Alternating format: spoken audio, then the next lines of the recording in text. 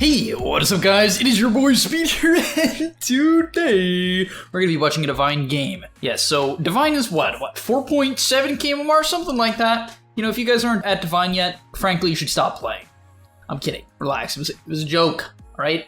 I love Dota. You love Dota. We should all continue to play Dota. But yeah, we're going to be looking at one of these games, seeing what's going on, see what people do right, what do they do wrong, so you can fix those mistakes in your game as well, right? That's obviously the goal of Dota. It's identifying mistakes and slowly fixing them. Keyword slowly. But now, let's get into the game. Guys, I also wanted to let you know of a couple more things that are going on the GameLeap website. I've been putting in a lot of work as of late, recently created a CM course I'm very happy with. And the most important thing I'm excited to announce, which is not actually the first time announcing it, I think I said it in one of the past videos, is I'm recording the coaching sessions, all my private, not all, a large majority of my coaching sessions upcoming, and we're going to be posting them to the GameLeap website. So you're going to get free sessions that usually cost quite a bit of money. You get them for free over on this site, you know, as long as it applies to your role, and trust me, there'll be a lot of different roles. It should help you get to Immortal, and I hope to see you guys there, so go sign up down below. Alright, so to get into the game, we're going to take a look at the names. Always got to go through the starting lineups for both teams. So coming in on the Radiant, we have Delta Hedged,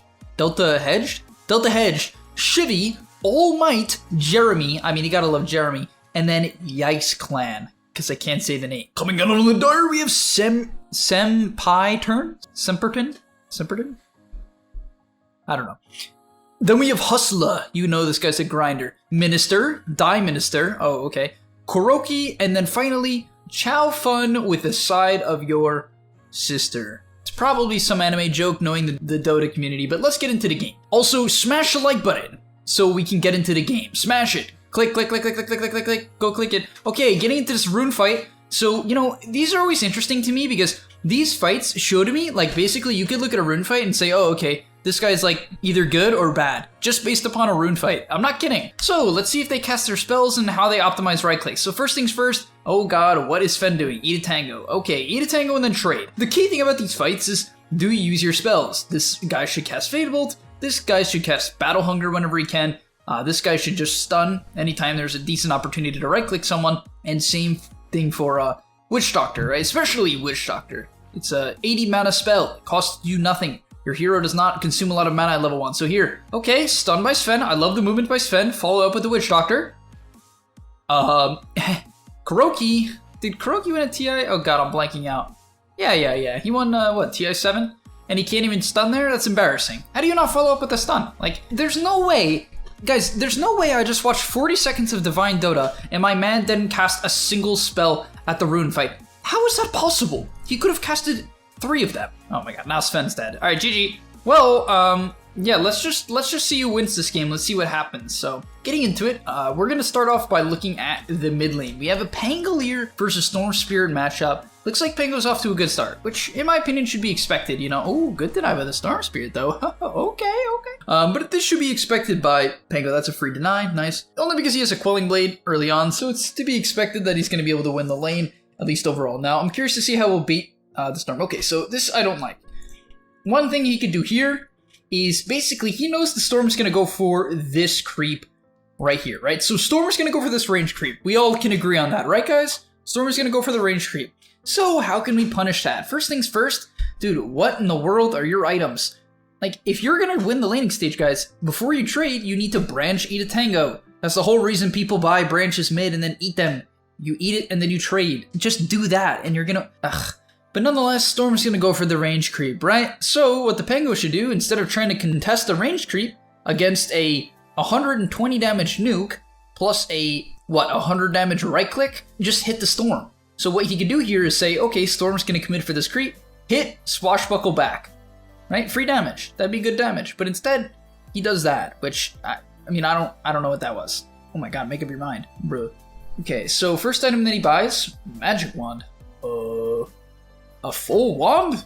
No wonder why he was doing that branch nonsense. But it just already, I can tell that this is not a high MMR game because, like, neither of them have even committed a tango. Dude, if you're playing Storm against the melee hero, please take pull at level 3. All Storm has to do at this point in the lane is just auto-attack Pango. If Pango gets even relatively close, you pop your Q, you hit, you pull, you hit, and then it does like half of the health of the Pango. Like right here, Q, hit, and then Pango's like literally half health. for what, 60 plus 80 mana, 140 mana. That's value. Instead, he's going to do very little damage to the Pango. And this is the thing, guys. If you fix little mistakes like that, you win the lane, then you farm faster, then you gank easier, and all of a sudden, your game is significantly easier just overall. So, pure fact that Storm Spirit is not scaling his W and not using it to maximize every single Q, or every Q he can maximize, is just, frankly, disappointing. It is disappointing. Okay, so Storm actually rushes up the bottle, which is another thing to point out. The Pango actually had an opportunity to bully the Storm.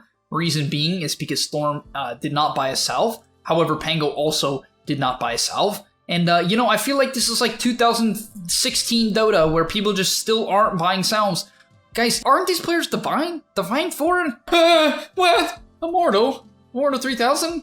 I can't believe, like, guys, that's why, like, if you're getting to high MMR, what you need to do is watch my videos and then go implement it. I swear a lot of people watch my videos and then they, like, go to bed and then they wake up the next day and they don't apply any of it. How are you gonna get better? If you had this matchup, or a similar matchup like Storm Ember, and you do what I'm saying with the Storm in terms of casting your spells and buying items, you're just gonna win, because these players just make so many mistakes. In fact, I played a Zeus against a Divine... No. Oh, I played a Zeus against an Immortal 2000 Storm recently, and I dumpstered him, because that guy also didn't level pull.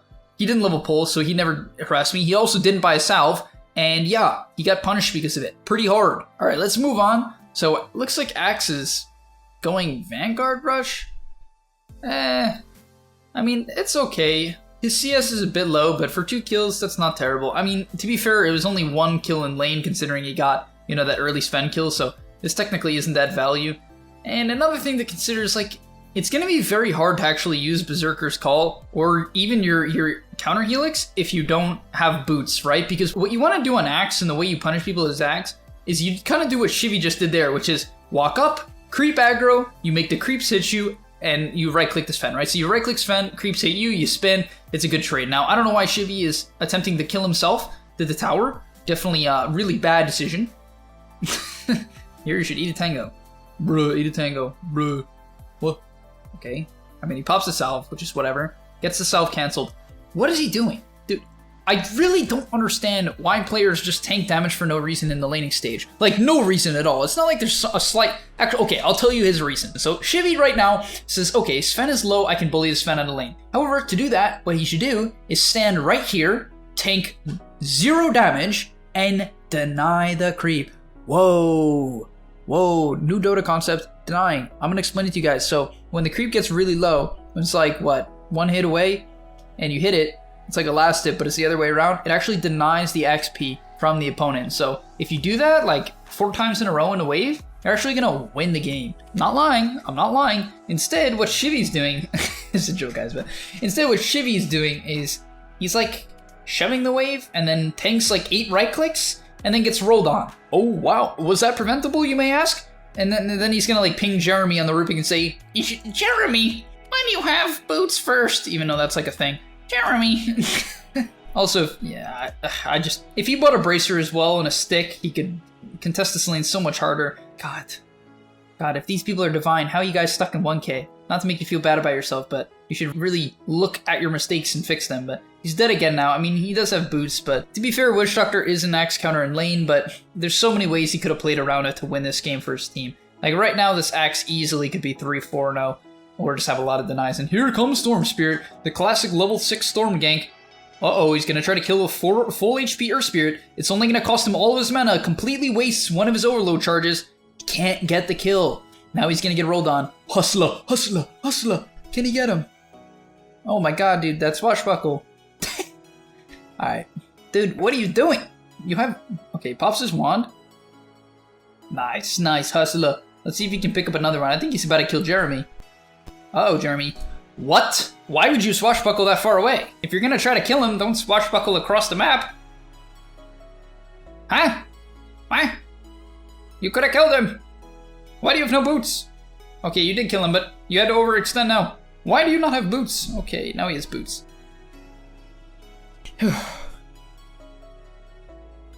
What am I watching? What am I watching? Oh, shoot. Ricky just says, I don't care. My man just walks in and starts punching Sven. Also, he got so lucky with that. He got like every single one to kill the Sven. Also, he can kill him now, right? Oh no, okay, he's dead. Is he dead? Shouldn't the Pango roll on him? Oh, they have no detection. Alright. Alright. Uh-oh. This is the longest fight of all time. Good play by Ricky. Good re-engage. The Pango once again overextending. He's done it twice in a row now. Guys, when you get a kill, you're allowed to back off, right? You don't have to keep going. You're not OG. Also, OG does back off. As a side note. Okay, let's keep going. So, let's go to the Bristleback. Bristleback is the only hero who hasn't been 5-man fighting. Now, I would expect him to be able to bully the Axe. Now, the only thing I would be concerned about is he's going to have a bit of a mana problem with the side of build. Now, here, he can just straight up mana up. He has to be a bit careful. So, it's good for him to turn around here, right? Just so he doesn't get stuck in a big spin. But now, the Axe is off the creep wave. He should turn, right? Once Axe gets to here with no creeps, he should be hitting him. Definitely a bit of a mistake. Oh, don't cast that many goos. Alright, he gets him anyway. And I love how this Bristle's playing. By the way, let's clap it up for the Bristle, everyone. Alright, guys, clap it up. You want to win games? Here, I'm about to show you something cool. You see this feed, guys? You see all these Abaddon wins? So, I recently taught my student how to play Abaddon. You can see he lost the first 2 games, right? Had to get comfortable, had to figure it out. But what I told him is, instead of showing up to every single fight every 3 minutes, what you should do is split up the map. Then, in order to create pressure and create space as an offlaner, which is your goal, right? Create space. You take the hard farm and you pressure heroes while taking the hard farm. That's how you snowball. So you see what this Bristle's doing? It's fantastic. I love this so much. Now, do I think he could buy items that would enable him to do this a little bit better? Like a soul ring or something like that? Yeah, maybe, right? Or some mangoes. But hey, I like what he's doing. I really, really do. Did Axe buy a tome? How is he level 8? Okay, probably not. But I love what the Bristle's doing. You know, as I said, maybe a slight change up to their items, but hey, overall, this is how you're going to get big. I love it. Goes back to his lane, helps the support with the kill. Clap it up for Minister, everyone. This is what I'm talking about. I love this so much. Let's go, man. I mean that, guys. I really do mean that. I really do mean that. When people play like this, it makes me so happy because it's just such a foolproof way to have a good game, right? It's not like you crushed his lane. He was against this Ricky who's 4-1. He didn't crush his lane. He did all right. He played defensive. He did it, did the best he could, secured a good amount of CS, and now he's probably top net worth. Okay, he's not top net worth. This Pango's pretty farm. 4-1, okay. So Pango's pretty farm. Pango's doing a bit better. Now he's cutting the wave, amplifying his farm, helping out his teammates. This is a free act. Nah, not a free act skill. All right, but still, this is good space. I think likely they're going to commit a lot for him. And they do. He ends up going down, but it looks like Pango's going to be able to get a lot of return kills, even though he misses his roll completely. This looks like a... Dude, how are you that far off? He wasn't even close. Hustler. Oh my god. Like, okay, so he sees them right now, right? So like, where I'm clicking is here. Why is it clicking here? Click here. Where are you clicking? Dude. What? He's walking up. Are people's reaction time really that bad? Use your Q. Alright. Okay. You know what? Even though that was not that good. Guys, what? How does he walk into the axe? There's like a million different ways he could have ran. Why did he go straight into the axe? He's like...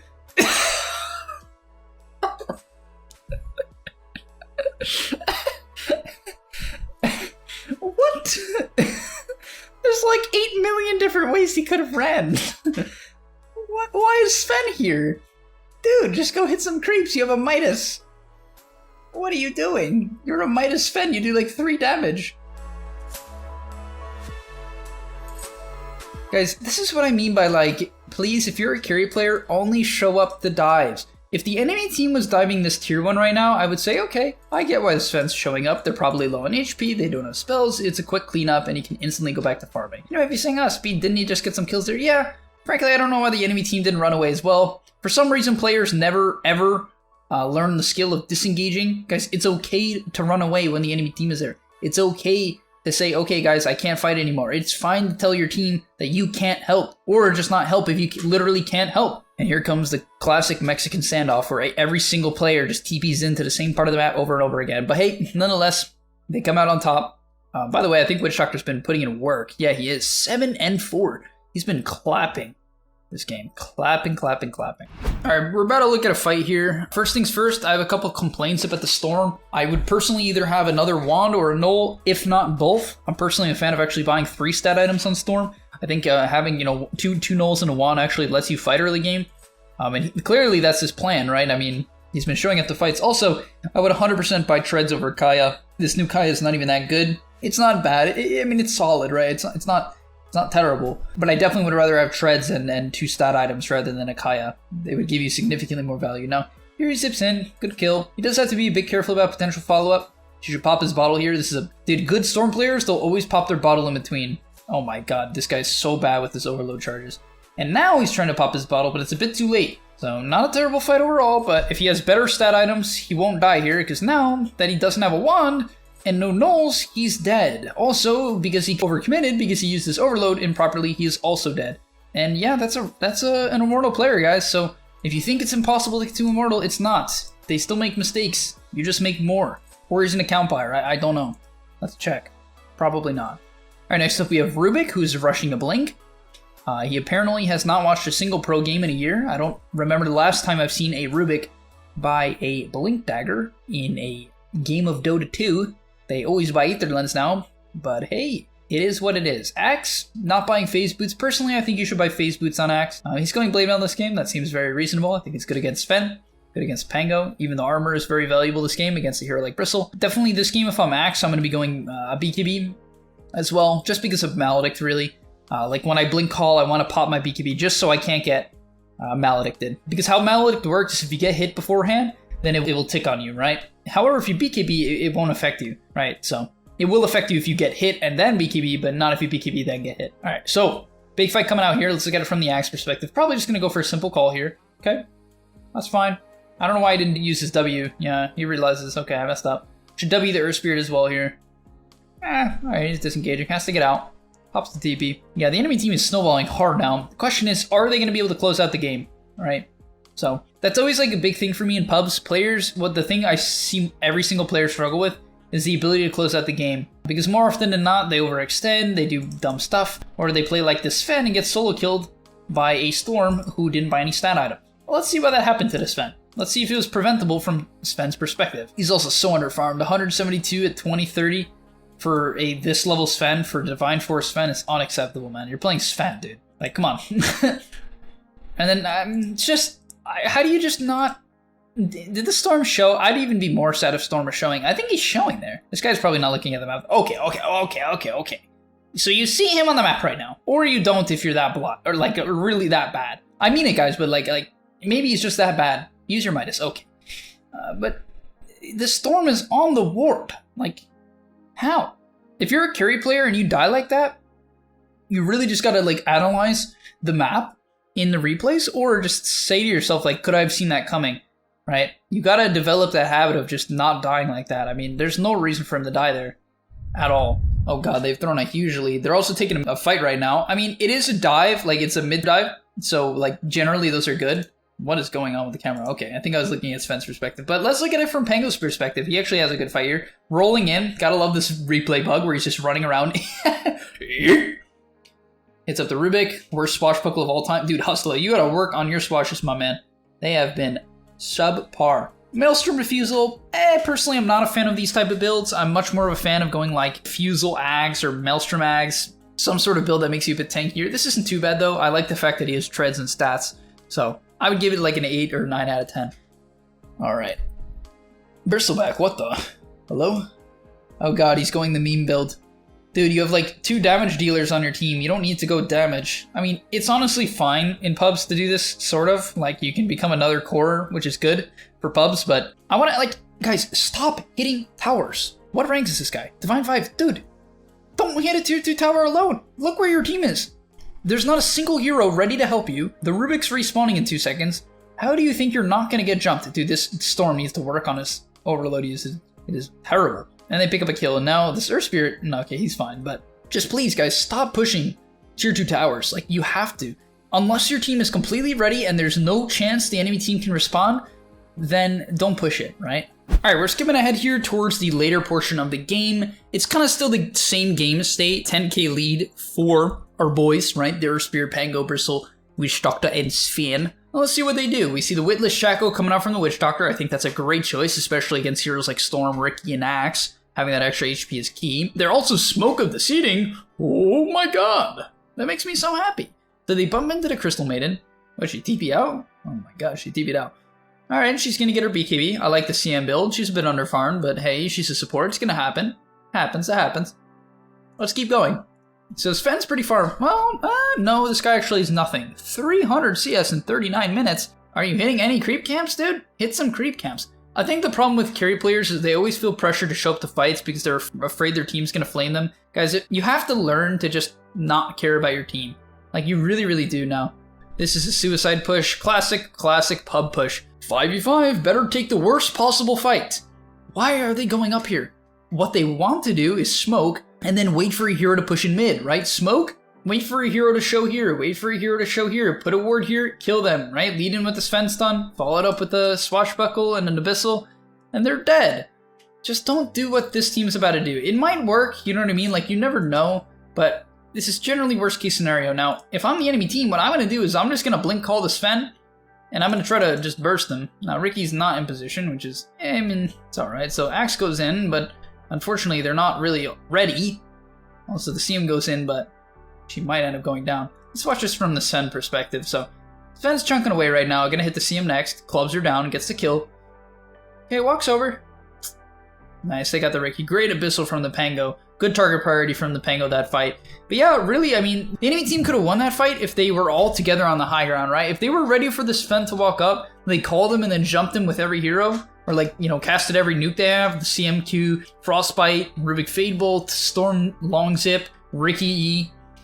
They could have killed him. They probably could have just straight up bursted him. But instead, that is not what happens, and yeah, they're gonna end up taking the victory. So congratulations to the Dire, especially you Hustler. You hustled for this one. And tell me down below which bracket I should do next. Whichever one gets the most likes, I will do next. Thanks for watching, and I'll see ya in the next one. Before you leave, just want to say a quick message. If you're trying to get better at Dota or you just enjoyed that video, I know this is pretty general and you're going to hear this quite a bit from me, but I recommend you sign up to GameLeap.com. Why? Because I put a lot of effort into the content over there, and generally the effort I do there is different from the content you're going to see here on YouTube. It is different.